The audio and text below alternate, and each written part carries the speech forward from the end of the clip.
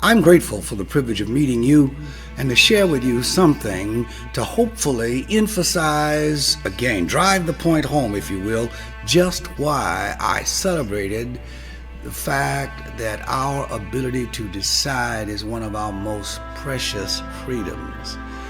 The Gospel according to St. John chapter 5, beginning at verse 5 in the King James translation, the Bible clearly says, and a certain man, a certain person, I like to term it because it doesn't matter about gender. That's a whole nother story for those of you who are still caught up in some of the archaic things of yesteryear. Don't nobody really care.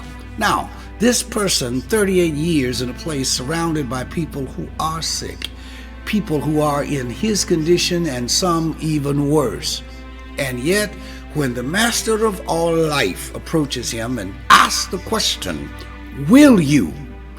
He stumbles and fumbles and goes through the annals and archives of all of his, somebody else is the reason for this, that, or the other. Sound just like you, sounds just like me, at least at some point in our lives.